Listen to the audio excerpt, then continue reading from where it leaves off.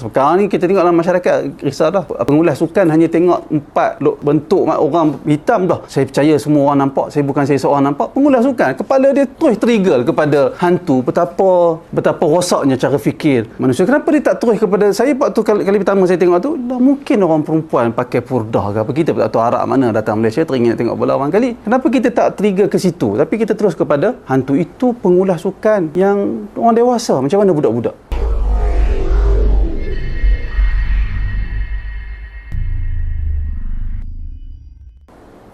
Kemudian unsur ketiga yang berlaku pelanggaran pada garis panduan hiburan di Perlis, iaitu hendaklah tidak mempunyai perkara yang membodohkan minda seperti jenaka melampau. Kita tengok adalah antara perkara yang membodohkan minda tu, kita kempen ataupun apa bahasa kita nak kata, kita berlaku benda khurafat.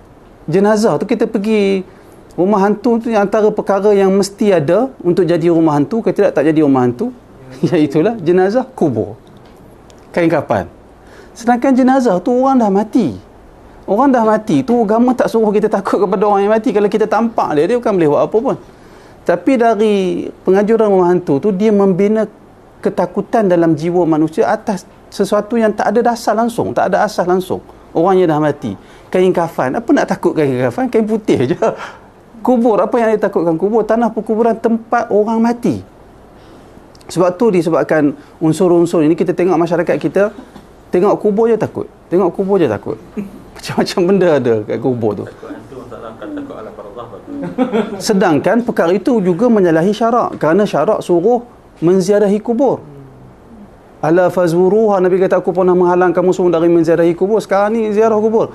Kerana menziarahi kubur itu tudzakirukumul maut, dapat mengingatkan kamu kepada mati. Tapi kita takutkan orang dari pergi ziarah kubur. Jadi bahkan saya percaya, bukan saya seorang, semua pun, kita waktu kecil tu nak pergi kubur takut, tak berani pergi kubur. Kenapa? Kerana kita dimomokkan dengan perasaan takut yang tidak ada asas sama sekali itu.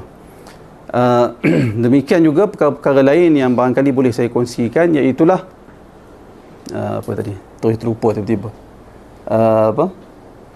Sekejap lagi barangkali dia datang balik. Jadi itu sebahagian perkara.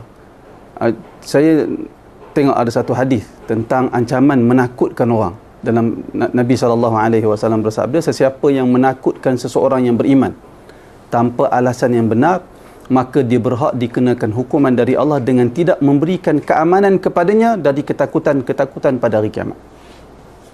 Man akhafa mu'minan bighairi haqqin, siapa yang bagi orang lain takut tanpa kebenaran, dia tak akan dapat keamanan di akhirat. Dalam hadis yang lain, Nabi SAW bersabda, cuba tengok, man nadhara ila muslimin nadratan yukhifuhu fiha, siapa yang memandang kepada seorang muslim dengan pandangan yang menakutkannya tanpa alasan yang benar. Pandang bagi orang tu takut kat kita pun, Nabi sebut Allah akan menakutkannya pada hari kiamat. Maknanya pandang orang Islam lain bagi pandangan yang takut tanpa alasan, akhirat Allah Ta'ala akan pandang dia sehingga dia takut. Itu pun ada ancaman daripada Nabi, apatah lagi perkara-perkara yang bagi terkejut dan seumpamanya. Kemudian yang saya lupa nak sebut, dia datang boleh dah. Takut ni memang ada dalam diri semua kita. Memang dia secara fitrah Allah Ta'ala beri.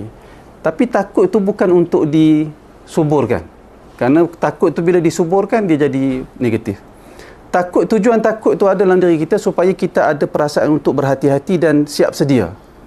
Prepare untuk perkara yang menakutkan tu, bila datang kita boleh elak. Itu tujuan manusia ni dikurniakan sifat takut. Semua manusia ada takut. Tapi sifat tu tak perlu untuk disuburkan. Apatah lagi diwujudkan tanpa sebarang alasan yang munasabah. Oleh kerana itu, dalam fatwa Perlis, kita boleh, dalam fatwa Perlis disebut, di sini saya mungkin baca sedikit fatwa ni, dinyatakan di sini, alam jin, tajuk fatwa berkaitan program berbentuk alam mistik seperti rumah hantu dan seumpamanya. Alam jin atau syaitan memang wujud dengan kehidupan mereka yang tersendiri yang tidak dapat dilihat oleh mata kasar manusia. Maknanya kita mengiktiraf lah memang ada jin, syaitan tu memang ada dengan dalil Al-Quran dan Sunnah. Islam tidak menafikan kewujudan mereka, tetapi meminta supaya kita sentiasa berlindung daripada kejahatan mereka. Bukan kita menyuburkan lagi rasa takut kepada mereka. Di situ saja dah nampak pertentangan dari asal yang agama kehendaki dengan apa yang kita buat. Kita juga tidak disuruh untuk berlebihan dalam menzahirkan rasa takut kepada kejahatan mereka. Sebaliknya, kita diajar untuk mengamalkan amalan-amalan saleh sama ada dalam bentuk bacaan atau perbuatan yang dapat melindungi kita dari kejahatan mereka. Bahkan kalau kita tengok antara tafsir para ulama tentang ayat dari surah Jin, iaitulah para ulama antaranya Ibnu Katsir sebut asalnya dahulu jin ni dia takut kat manusia disebabkan manusia ni makhluk yang Allah Taala telah lantik ahsani taqwim, manusia yang paling, makhluk yang paling elok sekali, paling cantik sekali, paling hebat yang diciptakan oleh Allah. Lalu jin ni dia rasa hormat dan takut kepada manusia, sehingga dahulu apabila ada orang nak lalu di satu lembah, jin yang berada di lembah tu dia akan sebut kita semua ke tepi, kita semua pergi kerana manusia nak lalu, kerana mereka takut kepada manusia, mereka hormat haibah mereka kepada manusia.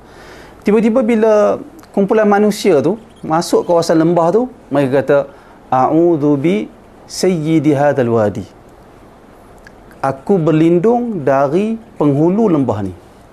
Dulu kita kecil-kecil ada orang tu ajak apa dulu, tabik datuk, tabik ni anak cucu tu tumpang lalu. Sehingga Ibnu Katsir dalam tafsir tu dia sebut menyebabkan syaitan dia, jin dia rasa kita takut kat manusia, rupanya manusia pun takut kat kita juga. Lalu fazaduhum rahaqa, menambahkan lagi kekufuran dan kedegilan jin tersebut. Sebab tu bila selagi manusia lagi takut dekat hantu syaitan, kita akan berdepan dengan gangguan-gangguan yang lebih dahsyat. Sekarang ni kita tengok dalam masyarakat risau dah. Pengulas sukan hanya tengok 4 bentuk orang hitam dah, saya percaya semua orang nampak, saya bukan saya seorang nampak. Pengulas sukan, kepala dia terus trigger kepada hantu. Betapa rosaknya cara fikir manusia. Kenapa dia tak terus kepada saya? Waktu kali pertama saya tengok tu, dah mungkin orang perempuan pakai purdah ke apa, kita tak tahu Arab mana datang Malaysia teringin tengok bola orang kali. Kenapa kita tak trigger ke situ, tapi kita terus kepada hantu? Itu pengulas sukan yang orang dewasa, macam mana budak-budak? Maknanya kita ni terlampau dimomokkan dengan cerita-cerita hantu yang merosakkan kewarasan akal kita. Kemudian saya terus baca fatwa ini. Dalam masa yang sama, kita juga disuruh untuk mengelakkan daripada unsur khurafat yang menimbulkan kekarutan dalam kepercayaan, sehingga kita mengandaikan sesuatu yang tidak wujud atau memberi mereka satu kuasa melebihi dari apa yang Allah jadikan kepada mereka. Kita tengok dalam filem-filem masyarakat kita, dalam TV kita ni, hantu, hebat sangat hantu tu, macam ada powernya apa semua, menggerunkan, sampai begitu sekali kehebatan mereka. Ternyata tidak begitu. Kemudian disebut dalam fatwa, termasuk di dalam khurafat mistik tersebut ialah mempercayai roh orang yang telah mati pulang dan berkeliaran mengganggu orang hidup. Maka penganjuran atau program rumah hantu yang menimbulkan unsur khurafat atau ketakutan yang melampau kepada seseorang atau merendahkan maruah diri atau menyebabkan berlakunya tindakan yang tidak sopan atau kemudaratan adalah diharamkan di sisi syarak. Adapun sebarang penganjuran, bukan maksud fatwa Perlis bukanlah tak bagi semua berkaitan dengan hantu, bukan maksud begitu. Sebab tu dalam fatwa diikat kemas, iaitulah apa-apa penganjuran rumah hantu yang ada unsur khurafat, menimbulkan ketakutan yang melampau, merendahkan maruah diri, menyebabkan berlaku tindakan yang tidak sopan dan mendatangkan kemudaratan, perkara itu yang diharamkan. Adapun sebarang penganjuran yang memberikan pengetahuan tentang alam jin atau syaitan berdasarkan dalil yang benar tanpa khurafat adalah dibenarkan. Tiada halangan dalam penganjuran yang mengandungi unsur yang menghiburkan selagi tidak menimbulkan kepercayaan yang salah. Yang bahagian bawah ni, kadang-kadang bila kita sebut kepada orang-orang yang nak usahakan rumah hantu ni, dia bertanya balik kat kita, macam mana nak buat? Itu bukanlah kerja kita. Dia yang nak buat itulah kena kreatif untuk buat bagaimana nak. Tak ada masalah untuk nak berhibur, tak ada masalah, tapi mesti ada unsur pengetahuan dan buang segala kepercayaan yang salah, beri kepercayaan yang benar.